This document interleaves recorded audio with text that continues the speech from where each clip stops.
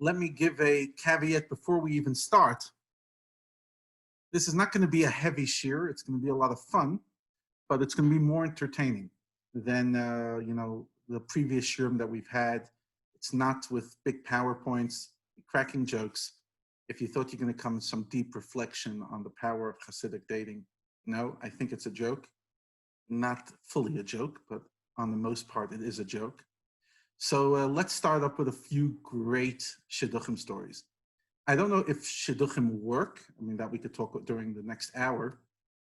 But definitely the Shadchan, the matchmaker, has created incredible, incredible jokes.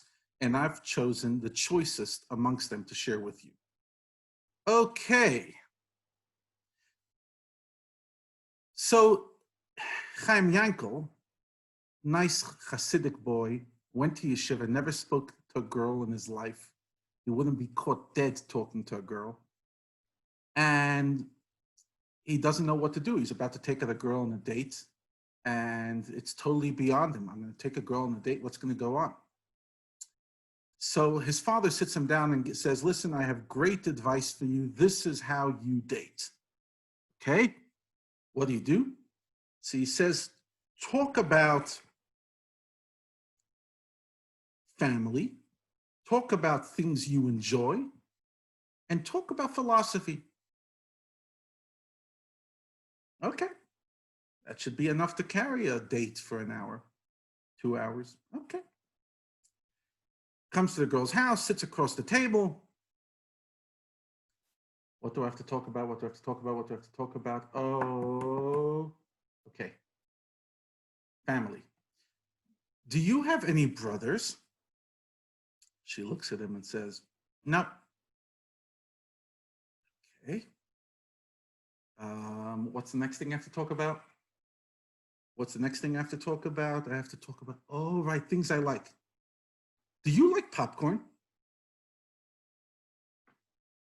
No. Oh, gosh. I'm not even 20 seconds into the date and I'm already finished with 2 topics. He's trying to think, the next topic he has to talk about is philosophy. So he turns to her and says, if you had a brother, would he like popcorn? And you can imagine how the date went. So those are the kind of jokes that they share in yeshiva before you go on a date, because for all of us, at least the ones who didn't cheat on the system, going out with a girl was definitely the first time, and it's really awkward, and therefore lots of jokes. Reminds me of another joke of David, who comes to the Shadchan. He's a schnorrer. He doesn't own anything, doesn't have any degree, no profession, no chance, nothing. And he says, I want to marry the most gorgeous, amazing girl on the planet. The Shadchan looks at him, the matchmaker looks at him and says, I actually have the right one. She is the daughter of a millionaire. She's gorgeous. She's the best thing ever. She only has one fault, and that's why she's not married. Oh, what's her fault? She says, one day a year, this girl goes absolutely bonkers. She literally goes mad. Thinks to himself and says, 364 days I'm married to a gorgeous girl from a rich family. One day a year, she goes bonkers. I think I could handle that. So he turns to the matchmaker and says, set it up. The matchmaker says, hey, wait, we have to wait for that one day for her to agree to marry you. So I'll be laughing at my own jokes. And the final one, which I just found this afternoon, which is just too funny. So an old marriage broker who found it increasingly difficult to get around because of arthritis and other afflictions hires a young assistant.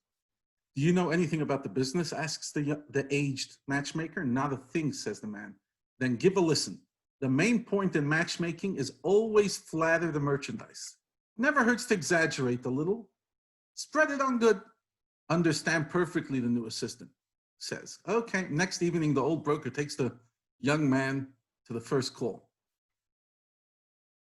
We have a good match. There will be a substantial fee involved if we make the Shidduch. The father of the young man's very wealthy. Just remember my advice. Exaggerate, be enthusiastic. and do it well.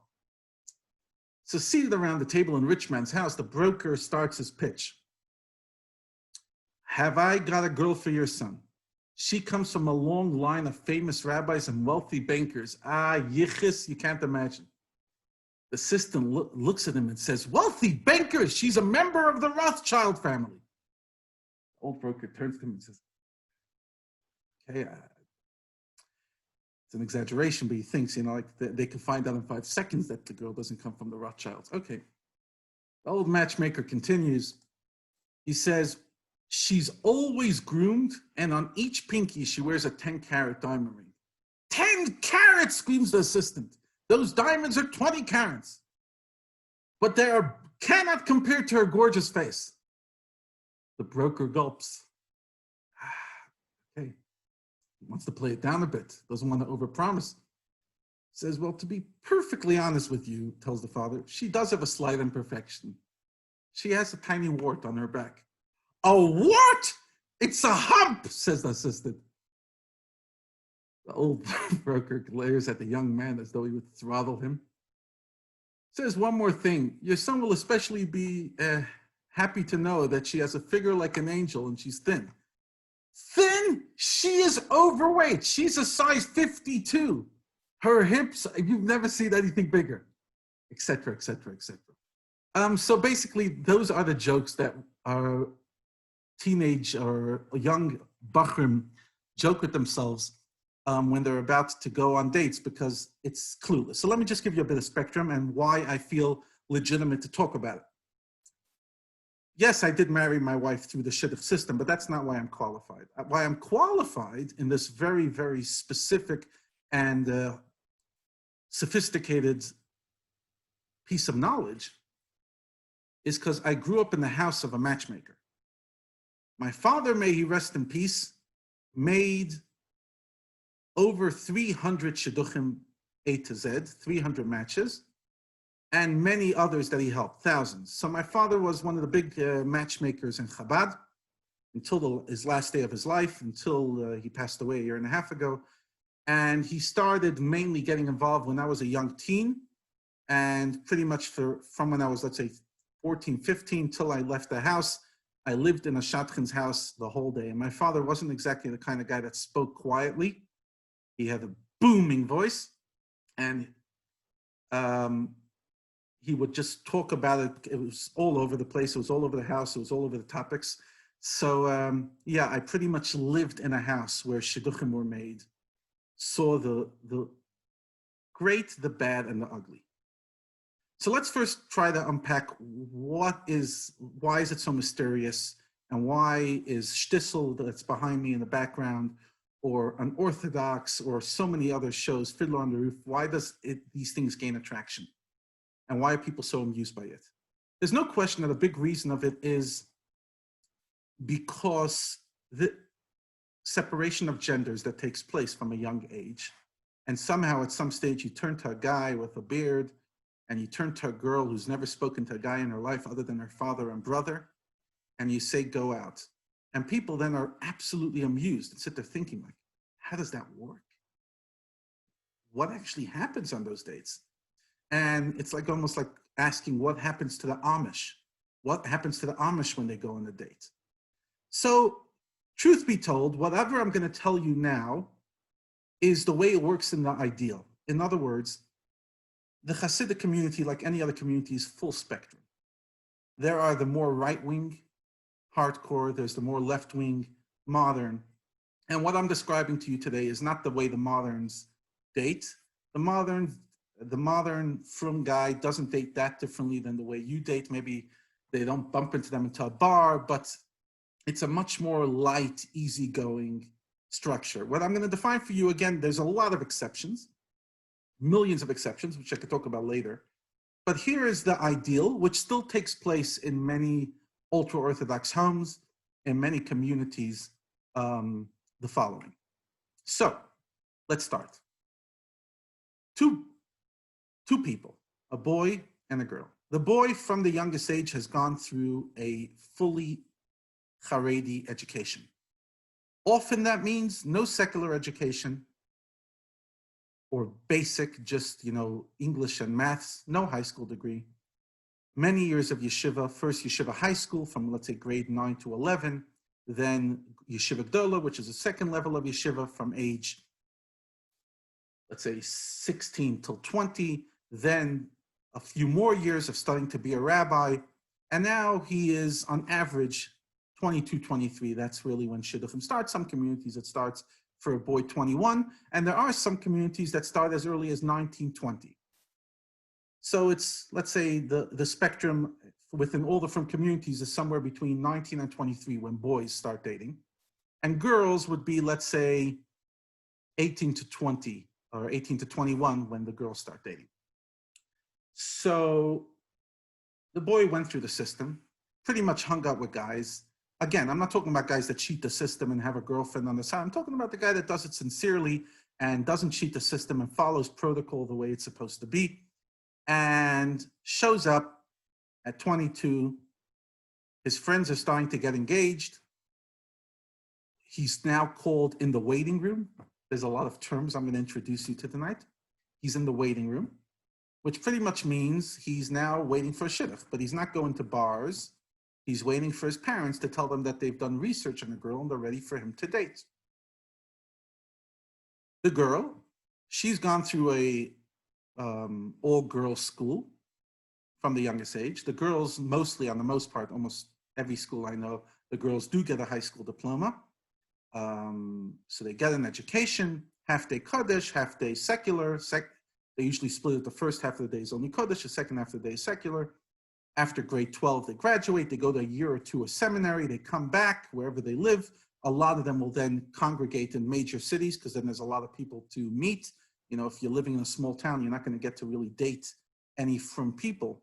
And by the way, that's how Chaya and I ended up together, because at some stage Chaya came and moved to the New York metropolitan area after she finished seminary, and I was in New York. So although she was originally from South Africa, but we met there. So a lot of people will then, come there, take different jobs. A lot of girls will go into teaching. Some girls will go to varsity. That would be a little more left wing. Some girls would go take, odd jobs, secretary, etc. Some people will go into special ed, various different levels, full spectrum. Certain communities are more open about girls getting an education post-high school. Certain communities are less. And usually within a year or two after finishing seminary, she's 19, 20 years old, and the parents are wanting to think about a shidduch. Just an interesting point, that halachically, when you have an older sibling, specifically if it's the same gender that's not married yet, it's not so simple to get married before, and a whole process has to happen of asking permission in front of a beis din and actually putting away money for your older sibling's wedding. Because there's a certain respect that has to go, that ideally parents will try to marry their kids off in order. It doesn't always work, unfortunately. And sometimes, a younger sister will get married before an older sister, or a younger brother for an older brother. But there is the sensitivity to sit there saying, okay, you were ready for it first. You were so-called in the waiting room first. And we actually learn it from the fact that Lavan told Jacob, when Jacob wanted to marry Rachel, and Lavan actually makes him marry Leah, the ancestor in the Torah, Lavan says, you don't give the younger one before the older one. Rachel is younger, Leah is older. And from there, the sages said, even though Lavan was a crook, there was a truth to that. And if the younger sibling wants to get married first, they have to ask permission. So, and usually on the most part, the older sibling will give permission. Sometimes the person's very bitter, but on the most part, they give permission. And, you actually just you do it in front of 3 people to make it official that, real forgiveness was happening. Because unfortunately, there's very negative connotations about hurting people in the Shidduch system. There's actually a very interesting story that happened with my grandfather, that my grandfather was living in Detroit in the 50s, 60s, 70s, etc. My father grew up in Detroit. And at some stage, he befriended a certain fellow who was married for many years and didn't have children.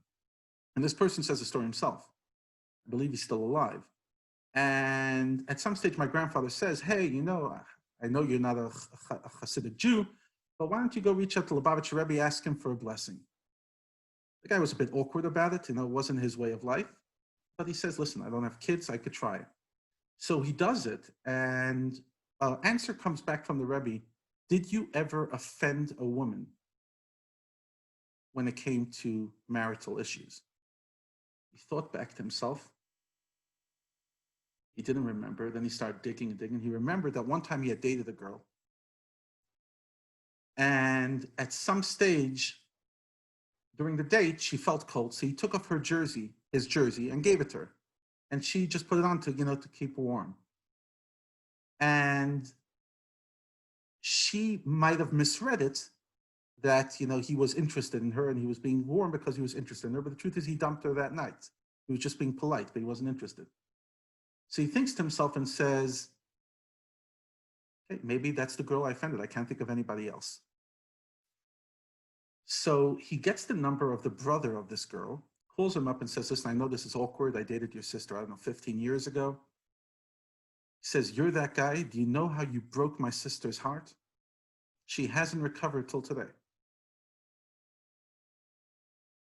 He says, please, could you ask her if she could forgive me? And interesting, the Rebbe said one more thing. The Rebbe said, tell her that if she forgives, she will be blessed with her own shidduch. And he says that. He tells her, he says, will you please ask her if she'll forgive? And she actually said no. Then he said, please tell her that the Lubavitch Rebbe said that if she forgives, she will be blessed with her own shidduch. So she chose to forgive. And immediately after she found her right one, and 10 months later, he had a baby boy. It's a real story. Like the people, they exist, they're alive here in this world. The point of the story is not the miracle. The point of the story is that how seriously it's taken not to offend people in the Shidduch system. In other words, if you break up, do it like a mensch. If you walk away, you walk away during dating, on the most part, you just, you try to do it civilly. I'll give you some rules of the game. For example, the average dating takes about, let's say, 6 to 8 dates to decide if to marry. Usually, very quickly, you'll decide if you're interested or not remotely interested. And very often, the guy will dump the girl will dump the guy after 1 or 2 dates. In those times, you don't have to really say it face to face. You call the matchmaker, you say, I'm not interested in continuing. It's wonderful. At some stage on the third or fourth date, usually the boy and girl will exchange numbers, and then it's starting to feel a little more serious. And at that stage, if any of them would break it off, the right thing would usually be to go out with her, to go out with him and say, listen, I really appreciate it. Thank you so much, but I want to move on. I don't think this is right for me. So, but the point is, there has to be dignity. And specifically, if a person's engaged already and then wants to break the engagement, that's taken quite seriously. There is a bit of a stigma of that. I don't know if there should be a stigma, but there is. But even according to some Kabbalists, it's worse to break an engagement than to get divorced in a way, because the divorce is final. It's a complete thing. It's a Torah documented thing. The breaking of an engagement doesn't have anything formality, but on the other hand, you both agreed to marry, and that had some implications. So breaking a shidduch is not a serious thing, is not an easy joke, and people do have to ask forgiveness in front of a Beth Din. It's not a joke. In other words, there's a lot of this, shidduch system that we're going to explore that is cute and funky and sweet and romantic or totally unromantic, but there's a serious part to it as well. It's serious business. You're dealing with people's lives. It's not a joke. Okay. Now, by the way, what is black and white and red all over? You've heard that joke before. It's a Chassidic boy on a date. Anyway, so the genders are split. Boys, girls. This is the first time you can have a sanctioned conversation with the other gender that's not your immediate family. Now, at some stage, if the parents know what they're doing, I mean, not everybody's a genius in the system, but there's basic principles. The parent will sit down with the son and daughter and say, okay, tell us what you want. Now, the boy, the girl is going to sit there saying, either I've thought about this or I have no clue. Okay, so let's explore. Let's make a list. What's the things in a person that you want that's not negotiable? Often, he or she will come back with a list of 20 things. Parent will often say, 20 is too much. I want you now to boil it down to 3 to 5 things that are non-negotiable for you. And that's what we're going to be going to look for in a shidduch. So you might think everyone comes back with the same thing, but they don't. For example, one person will say, looks is a top 5 for me. The other one will say it isn't. It's important, but it's not, it's not a top 5. Someone will say, I need a boy who studies all day. Other one will say, I want a working boy. Someone will say, it has to come from a good, solid family. The other one will say, family's not that important as long as he or she is a great guy, great person. And there has to be a lot of honesty. In other words, it's not like cookie cutter. Like you really have to decide in yourself because you're going to be living with the consequences of the decision forever. Obviously, you're going to decide if to marry him or her. But the fact that you're setting up already means that a lot of research was done and there's quite a bit that's compatible between the two of you. So the boy will come back often and sit there, or the girl, and sit there saying, I've thought about it. I've discussed it with a friend. I've discussed it with a mentor. And I've decided that these 3 to 5 things are non-negotiable for me. Okay, then it's the parents' work. The boy or girl can continue living their life. I mean, obviously, they can be a bit distracted because they know they're already in the waiting room. But on the most part, they're encouraged to keep their life. Otherwise, you just freeze. You don't know how long it's going to take. Some people, it takes 2 months. Some people, it takes 2 years. Some people, unfortunately, it takes 10 years. You don't know. It's not a magic system. So you continue living your life. And the parents, meanwhile, start contacting the shadchan. Now, the shadchan literally means the matchmaker. The first shadchan we find is in the Torah when Abraham wanted his son Isaac to find a match. He sends his servant Eliezer. It's a whole chapter in the Torah, Parsha Chayei Sarah, talks about the first match. It's quite a story. Now, matchmakers come in all shapes and sizes. You know Yenta, the matchmaker from Fiddler on the Roof. That's one kind of matchmaker. There's no question that the average matchmaker, may my father forgive me, has to be a bit of a Yenta. You have to know stuff. If you don't know stuff, if you don't know skeletons in the closet and you don't have a quick read on people, you're out of your depth. It's very hard to be a shadchan without having a bit of lushing going on, without having a good appreciation for shtickle gossip, because otherwise every girl's fantastic, every guy's fantastic. You have no idea what you're doing. You have to know, okay, this family, like I remember my father doing it very often. He used to say, don't think you're that fantastic. I know you're skeleton. So when I suggest you that girl for your son, don't think you're getting the raw deal. They're getting the raw deal. Whatever. He would very often leverage the skeletons in one person's closet over the other just to ground everybody. Don't take yourself so seriously. You're not that cool.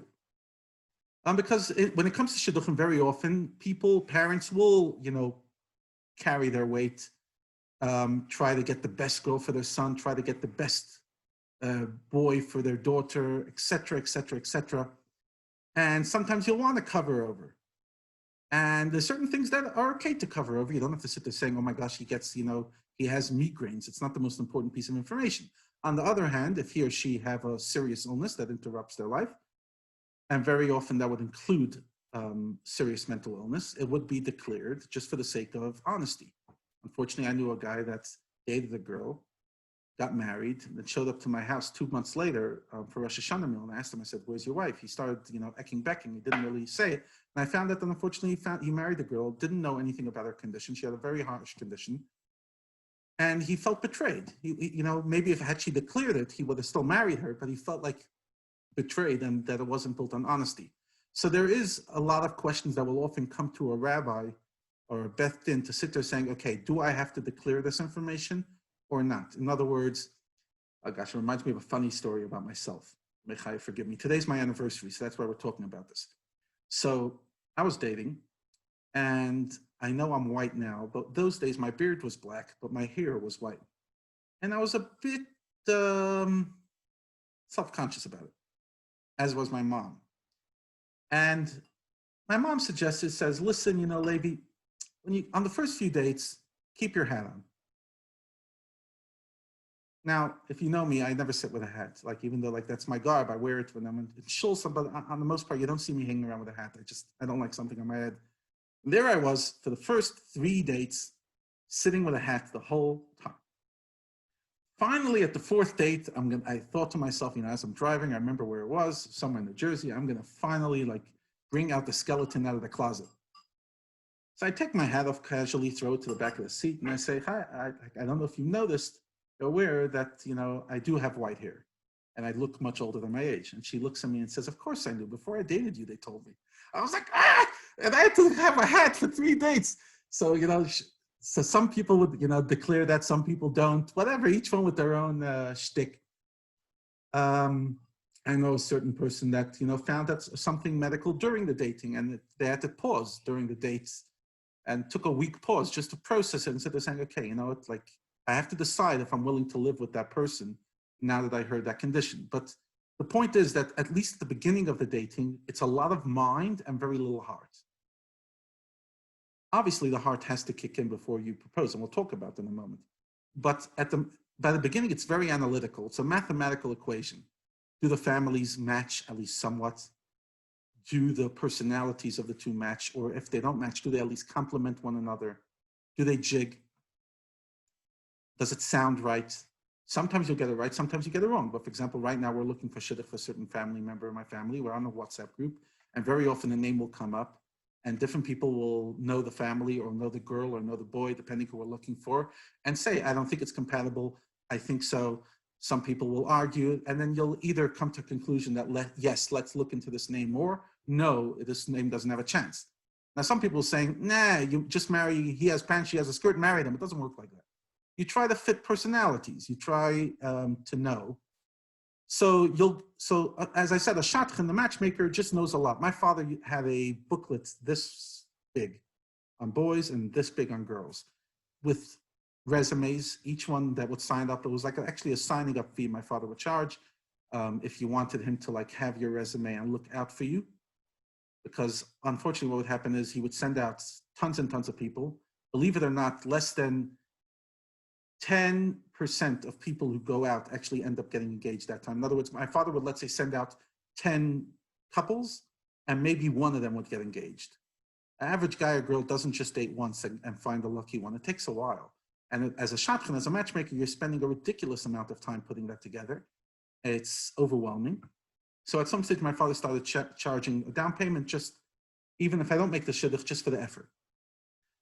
Then they would come into the basement. I actually slept in the basement, so it was very awkward. I could never walk into the basement whenever my father was meeting because he didn't have a private office.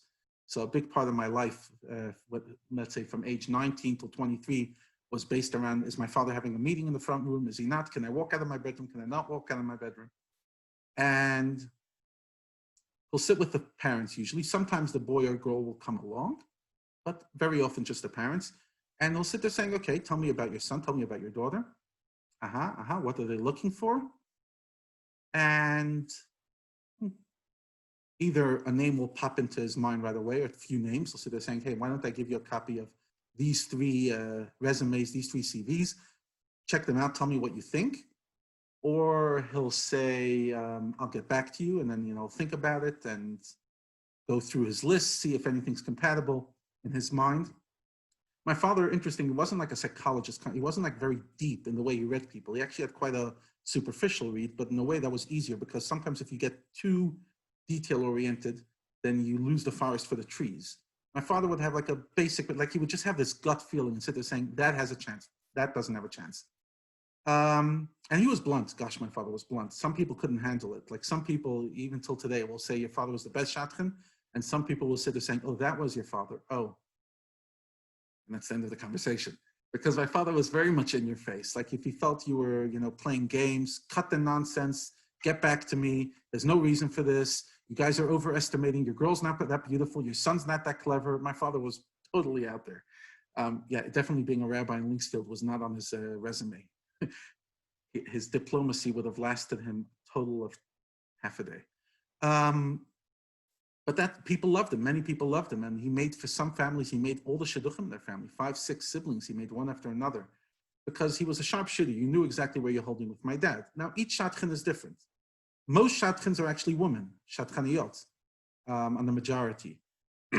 And obviously, they're not nearly as vicious as my dad was. But when it comes to numbers, my father actually, Baruch Hashem, produced a tremendous amount. And a lot of that was just his very aggressive approach to it. Anyway, the family will come home, start looking at names. Now, if they happen to have other children, for example, I have siblings who work in the schools, so they'll know the boys and girls. You'll ask a brother, do you know anything about that boy? And he'll sit there saying, oh, wow, I know him. He was my counselor in camp, or we studied in yeshiva together, or he's 2 years older than me. I don't know him so well, but I could find out about his friends. Or the girl will sit there saying, oh, yeah, I know which seminary it is. Why didn't I call this person? And usually it won't be just the parents. Others will help, especially if there's older siblings in the family. For example, now, when I was the oldest, so maybe just my sister helped. But now that the 5, 6 oldest are married, we'll all try to help, and sometimes help too much and too many opinions to try to help make a shidduch happen. Now, at some stage you'll come back and either you'll agree on one of the names that the shadchan gave you or not. If you're not, then you come back and you say, matchmaker, I need another name. At the same time, you're still talking to other people. It's not as if you're only talking to one matchmaker. You're trying to pull every connection you can, friends, family, etc., and hopefully a name comes up. Okay. At some stage, for argument's sake, a name comes up and you decide it's worth exploring. At that stage, you get the resume, you do the research, etc., etc., etc. And before they date, you exchange Dar Yesharim. I'm not sure if you're aware of Dar Yesharim, but Dar Yesharim is the basic for Ashkenazi Jews to check if they have Tay-Sachs and other sicknesses. The average matchmaker will never allow a boy or a girl to date without seeing if they're compatible medically before. It's like not even negotiable these days. Every boy, by the time they're 20, has taken the Dar Yesharim test. Every girl, by the time she goes off to seminary, has taken it. And they'll call in, sit there saying, okay, are they compatible? Yes. At that stage, usually the father and mother will sit down with their son or daughter and sit there saying, okay, we have a shidduch for you. We set a tentative date for, let's say, next Tuesday, this Thursday night, or this Saturday night. Does that work for you? Yes. Okay, would you like to know a bit about the boy? Okay, here's what we know, here's this, here's that, etc. They'll process it. Now, if it's the girl, all she has to do is just, clear out an evening, dress up. I'm not saying it's easy, but it's compared to what the guy has to go through in this system, it's murder. Why? Because it's the guy's problem to now go rent a car. Because you don't want to drive in your father's Santa, you want to drive in a nice car. Renting a car in New York costs a fortune. Then you have to go find a hotel. You want to find a hotel that your friends aren't dating their girls at, because then they're going to see you. So you want to figure out you could actually Google it. In my days it was there, but I think there's more websites since. It's called mikomos.com, places.com.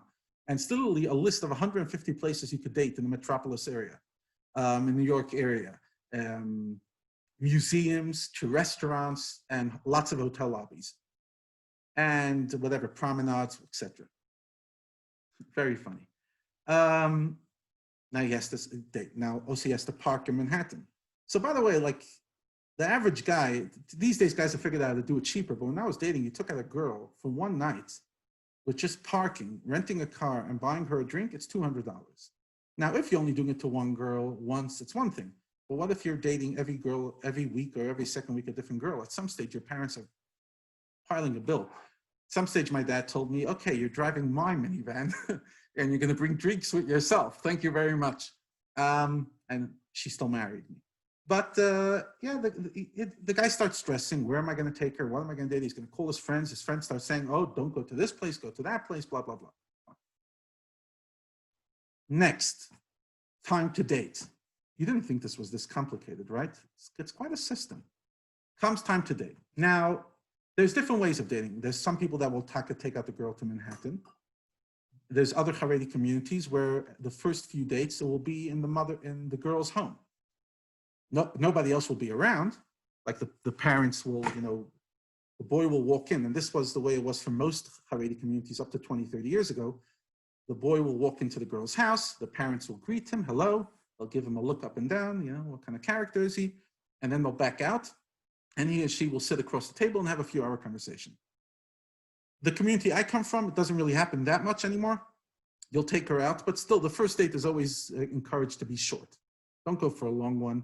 Because again, if you're not compatible, why are you torturing each other? So just the first one's just to see, am I disgusted by that person or can I actually enjoy their company? And sometimes after one date, the boy or the girl will come back and sit there saying, Dad, Mom, not a chance. And sometimes you'll say, okay, it was okay. And sometimes you'll have stars in your eyes and you'll fall in love the first time. It does happen. Remember when I came back with my first date, I had to go straight after that to a bar mitzvah of a cousin of mine. So I walk out with my fancy suit, I drop off the car, I right away walk out, go to the bar mitzvah, and my sister bumps into me. And later she tells me, she says, I looked at Mom and I said, you're gonna marry that girl, not a chance. Like, so whatever, some of us just, sometimes you'll date and it goes nowhere, and sometimes the first date you'll have it, but usually it doesn't work that way. You come home, usually you'll give her a second date, or she'll give you a second. In other words, you have to really be turned off by the person to sit there saying no after one date. So usually you'll go on a second date. The second date is the drop date. In other words, if you're not interested by the second date, you don't go beyond 2 dates. You just second date, you go 4 or 5 hours, you go to a different place. Usually you try to have 2-3 days in between. So if you went out, I don't know, Sunday night, the next date will be Wednesday night, Thursday, and then the next night will be again Sunday. You'll try to go max twice a week, maybe 3 times a week. You just need to give yourself space to process. But it is an intense period. I mean, I got engaged 2 weeks and a day after I met my wife. And that was not that short in comparison. In other words, I have a sibling who got engaged on the 3rd date and it was less than a week. I have a sibling that took 3 weeks, but that's the timing. Very often it works. Again, sometimes it takes months. Now, after the second date, he or she will come home. They still haven't exchanged numbers, usually, because now it's the deal, are we giving each other a chance or not? Very, very often after the second date, it's over. 60, 70% of the time. So it's a nerve-wracking experience. Everything's still going through the matchmaker, the shadchan. And he has to sit there, he or she has to be a bit comfortable with the truth. There's an old expression in Hebrew that says that shadchan, the word shadchan, of 4 letters, shin, dalet, kaf, nun. And in Hebrew, they spell out the words, he lies a lot and he takes a lot of money.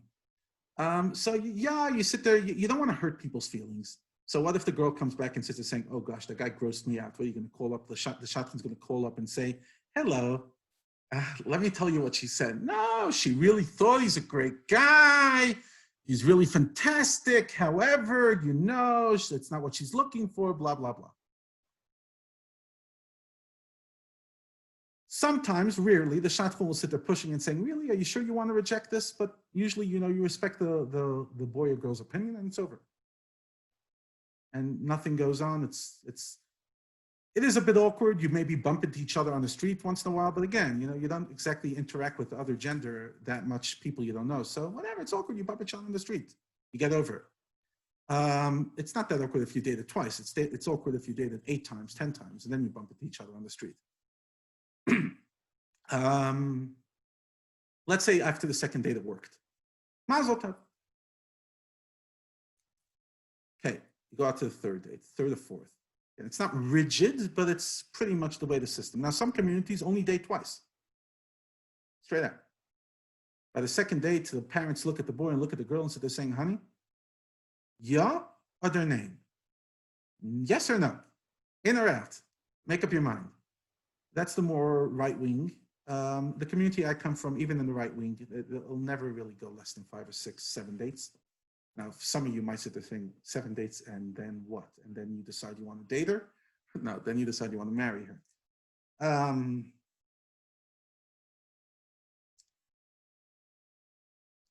So you go on the 3rd date. You start, the first few dates you keep it light. The first 2 dates you keep it light. You talk about experiences you've been through. You talk about people you've met, interesting teachers you've had. But you don't really talk about so much about your dreams and your aspirations, even if, yes, it's more like generic. I'd like to be in the rabbinate. I'd like to be a teacher. I'd like to be in business. I'd like to be wealthy, whatever. But usually in the 3rd date, it starts going into more, okay, who are you? What's your strengths? What's your faults? What makes you tick? What kind of person do you see yourself? How's your relationship with your family? Whatever, depending whatever interests you, whatever pieces of information you didn't get. And from the third and fourth date, you're listening with your mind, but you're also starting to allow your heart. And you're asking your heart, not during the date, because during the date you're trying to focus and try to be as civil and kind, as warm as possible. But you come home and you sit there saying, okay, what do I think? And what do I feel? And by the way, if there's no attraction, the parents, if they're half normal, which usually they are, they'll encourage you to break it off. They'll say straight out, if you don't have a feeling for that boy, then do you see yourself developing a feeling? Yes? No? Okay, then it's over. Yeah, maybe he's good on paper, but he's just not right for you. That's fine. That's fine. Say goodbye. It's all good. So, believe it or not, we do follow the heart a bit. The community will follow the heart and ask itself, what does the heart feel? But the heart will not be the first negotiator at the table. The first negotiator is the mind. Does it fit? Does it mathematically work? As someone one time told me, he said, the man and the woman are so different already. Do you have to find more differences between the two of you? Why not look for more commonalities? You'll have enough differences to, bridge. So you're working with your mind. You sit there saying, how different are we? Now, if it's difference in personalities, he's outgoing, she's quiet, or the other way around, then you sit there saying, okay, what do I want? I know a person who's extremely quiet. He's like a deaf mute in personality, and he married the most vivacious kind of girl ever. Fine, they found in each other something. There's nothing wrong. But they have to share values, because if you don't share values, then you're messed up. Because I want to have a lot of kids. He doesn't want to have a lot of kids. She wants to go into the rabbinate, and he wants to make a lot of money. Those are the kind of stuff that are much harder to bridge later on and cause a lot of discord. So these kind of stuff have to be ironed out either before in the research stage or in the dating, where you have to have an honest conversation. Are you willing to sign up for this life?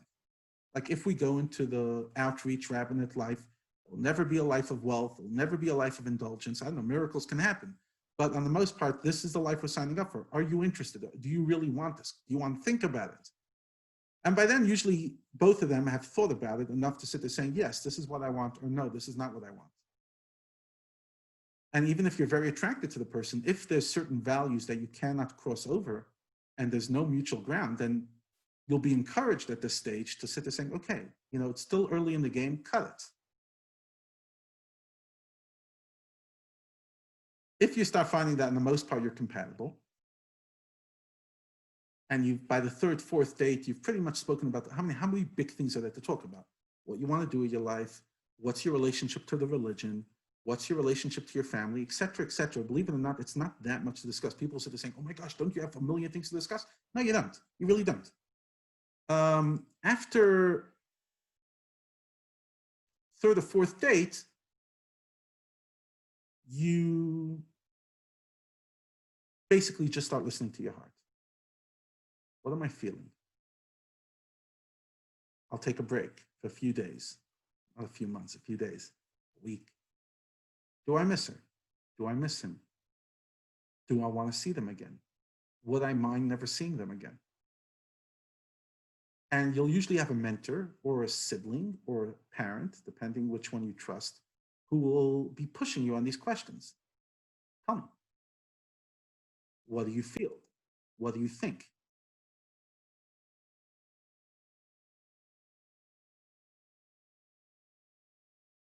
And it's a hard one, because at some stage your heart already kicked in, but you're not sure what's your heart, what's your mind. Sometimes it's easy.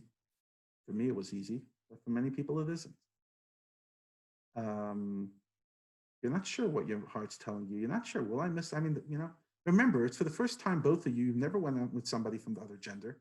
You actually don't know if what you're feeling is just simply because you're going out with the other sex, or it's because you're really attracted. So I was guiding a guy recently who was dating, and we had these conversations. He would sit there saying, do I really want to marry her? Is it just the fact that she's a girl, et cetera, et cetera? We'll talk about it. We'll bounce it off.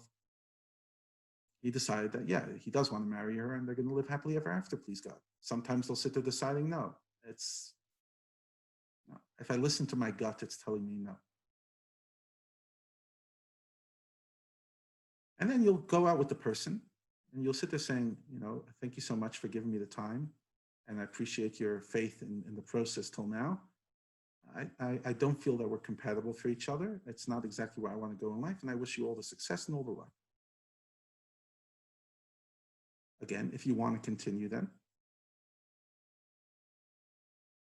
you'll both start thinking about, okay, when are we wrapping this up? Not always. Sometimes the guy and the girl will date 10, 15 times. I'm talking about on average. 6, 7, 8th date, you're starting to look at each other and saying, okay, where's this going? We're not dating for fun. We're not dating to, see how much we enjoy each other's company in every single environment. We'll figure that out later. We're saying, do I believe I can build a life with you and learn to respect you and learn to love you? You don't really love a person after 6 dates. You might, have this gut feeling that this is the right person, but it's definitely not love because you don't know the person. I've often joked that a Haredi wedding, the person you know least at the wedding is the person you're about to marry. And it's only half a joke. You don't know the person that well, but you know enough to say, okay, he or she is attractive to me physically, emotionally. I appreciate their values. I like their attitude to life, and I'd like to build a life with this person and get to know them. And then, at some stage, he will ask her. Now, in the right wing, he'll never get on a knee, in case you're curious. That's a bit too modern. I'm not saying it never happens, but on the more right wing of the community, that wouldn't happen. There's a lot of cheesy questions. Some guys really are tactless and they'll sit there saying, honey, will you, not honey, because that's way too romantic. I don't know. Sarah, will you light my Shabbos candles for me? But that's like really cheesy. Usually you'll sit there saying, like, would you like to marry me? At some stage, and usually by the time you're asking, you know what she's going to say. Sometimes I had a friend that tried it and she said no, and it didn't go down well because, he was being led on, or at least in his own mind, that something was going one direction and she was still very hesitating.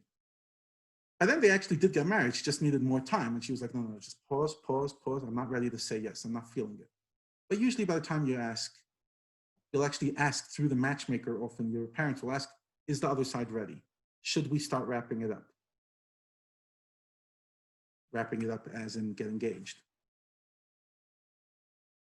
And yeah, and then you'll ask the question. Again, I've had some friends asking the really cheesiest questions. Will you bake my challah for me? I mean, like really, really awkward questions. But on the most part, guys are a little more tactful than that. And they'll ask it in a nice, warm way. I mean, even, bring roses, etc. And very often then you'll go meet the families after both of you, because again, on the most part, Chaya never met my parents till after I asked her if she'll marry me. Her parents were still in South Africa. They were only going to fly in for the engagement once we decided to get engaged. So that night, you bring it to the family for a few minutes. Just, hi, this is the person I'm about to marry, everybody. She already said yes. Yeah, this is her, and etc. And sometimes the siblings will come. They'll have a bit of a l'chaim, or you'll just chat, and you'll tease, and mazel tov, and we wish you luck. Then it's the one interesting thing I didn't talk about is during this whole process, everything's top secret classified information. The FBI doesn't have anything on you because you don't want your friends to know that you're dating and who you're dating, because then they're going to start teasing you, etc. And if it falls through, you don't want everyone to know. So there's like a whole COVID operation going on just to make sure that this stays secretive. So you pick her up in a place that nobody else will see you pick her up, and you'll take it to a hotel and nobody else sees you take her, blah, blah, blah, blah, blah. I remember before I got engaged, obviously, your emotions are running wild. It's a very hectic time of your life. So I was standing in 770. I was going to get engaged. I was going to ask her to marry me the next day, Sunday. And that Shabbos, I was obviously having a very deep davening. So somebody walks over to my dad and says, I don't know what Levi's going through. Either he's about to get engaged or he just broke up. But he's way too intense for normal. Yeah, and 2 days later, I was engaged. So sometimes, guys will always be looking out, especially like, you're 23, 24, your friends are mostly married. Everyone's looking, okay, what's going on? You're like, is he getting married? Is she not getting, so, you sometimes get suspicious. Sometimes you tease, sometimes it works. It's like, it's just like, each community with its own fun and games and teasing.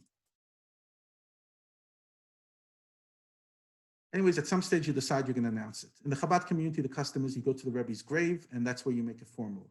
You come with your family, she'll come with her family. You show up to the Rebbe's grave, you pray for a beautiful life together. Some people do it at the Kotel. Some people will do it wherever they are, and they'll just, declare, they'll send out a message.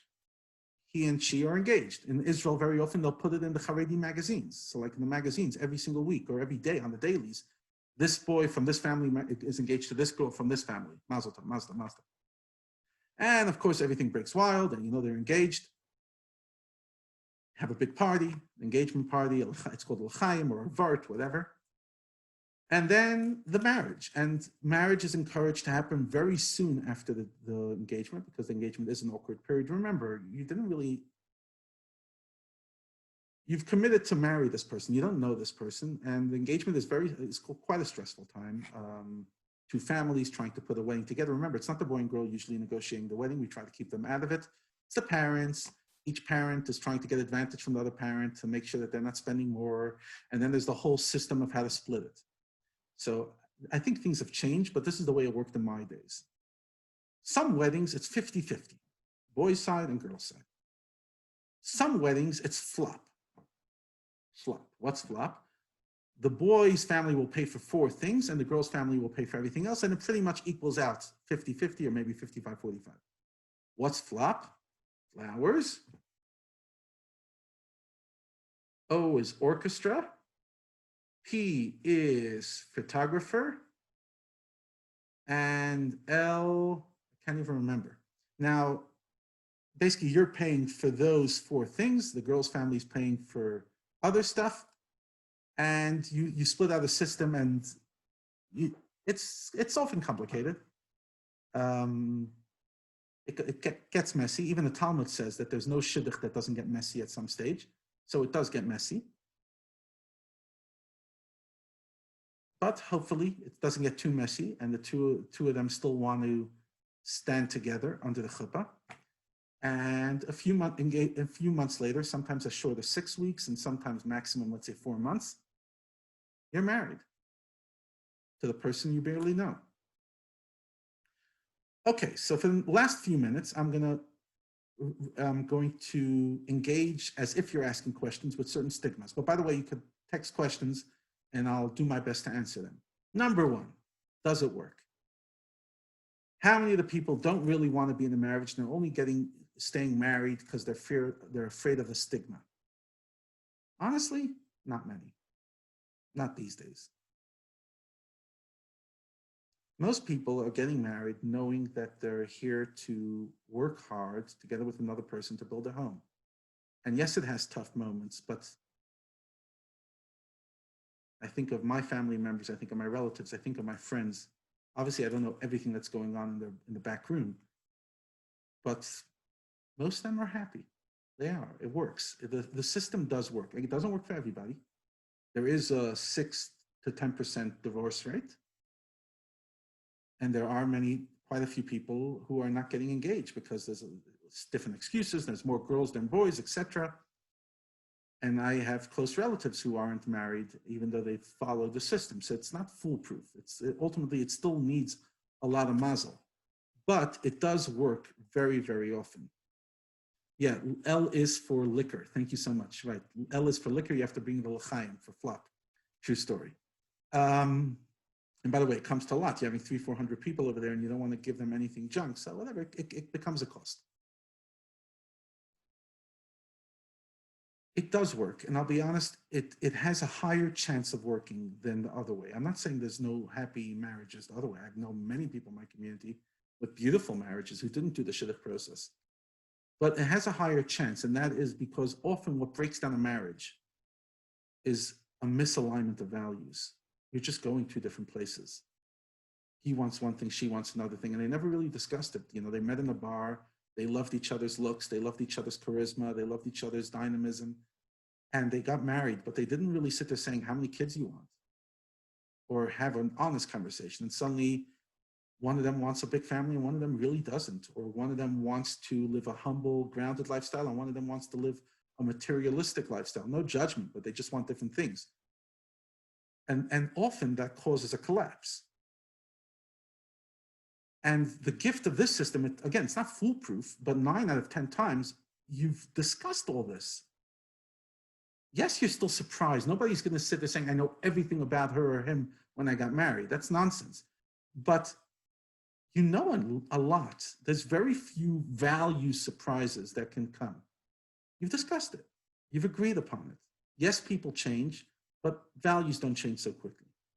And that's why, on the most part, it does work. I mean, I have 110 guys in my grade. Over 105 of them are married.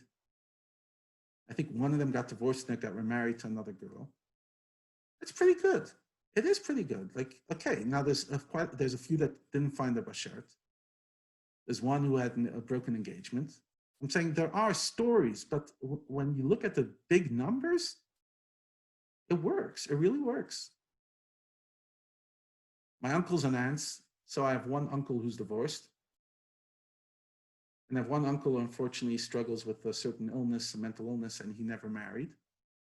But other than that, they've all been together for 30, 40, 50 years. It works. And yeah, there's certain things about the other person that you gripe about. Some marriages are absolutely, you're just starry-eyed for the rest of your life. Some of them are harder work.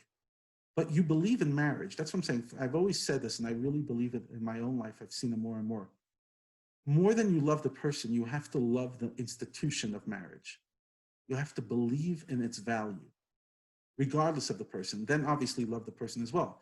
But if you don't see marriage as a virtue, as an aspiration, and it's just, by the way, the only way I could get to be with you, and you're the aspiration, then what if you change? What if I change? It's too many variables that can change versus I believe in marriage. And that's why I think the dating system works, because you're not dating for fun. It's very clear. Yes, you both have flutters in your heart. You've never dated a person from the other gender, and it's a bit awkward. But you both know that you're coming to do serious business. Will we build a home together and be stuck with each other for the rest of our lives or not? And it's not a simple question. It's not. It really isn't. And you're taking it seriously as a 22 or 23-year-old can. Obviously, if they wait another 10 years, they would take it much more seriously, but chances are they would be too clever to get involved. And you'll ask, aren't they too young?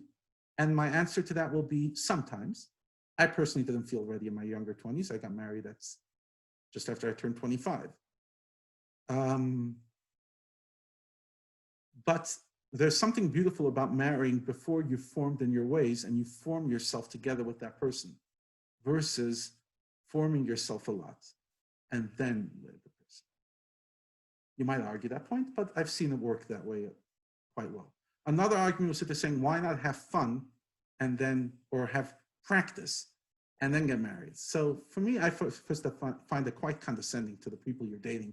I'm not really dating to marry you. I'm dating you as practice. Okay, fine. If she or he is not offended by that, then God bless them. They're entitled. But I don't see intimacy, romance, and sexuality as a joke. It's serious business. It is. Even though Hollywood paints it as a joke and it's just free love and it's no strings attached. It's serious business. So why not do it within the confines of a committed relationship?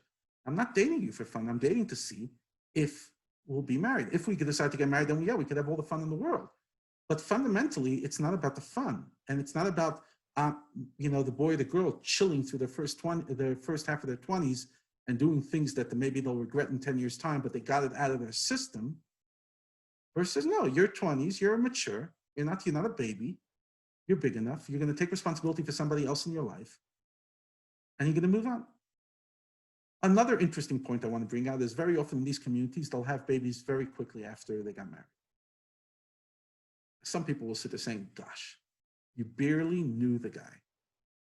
Then you get married, and 2 months later, you're pregnant. And you spent your whole first year throwing up. Really? And the answer is yeah. Yeah, really.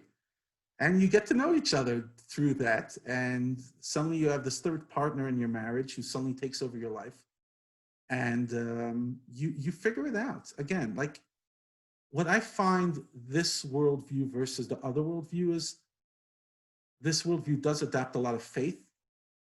It it it sees marriage much more as a value. It does believe in love, but doesn't put love as the pedestal. It's not the goal.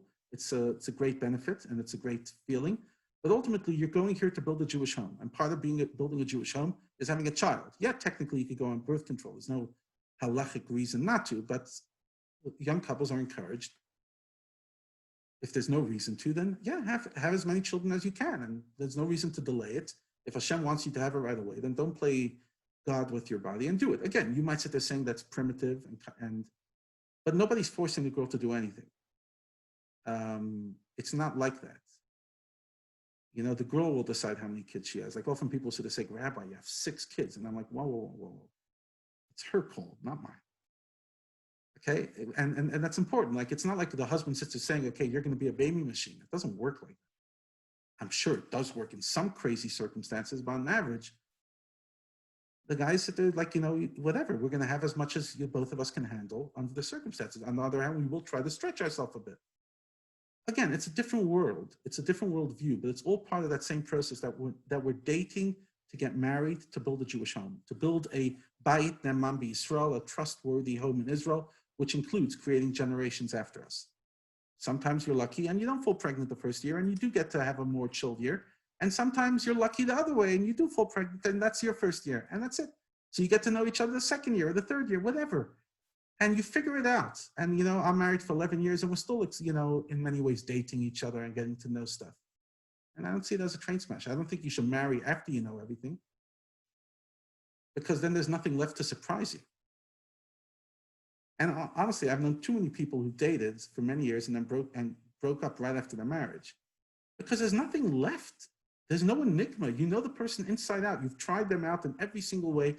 You know how they are in every single room in the house. There's nothing left. There's no mystery. There's no exploration.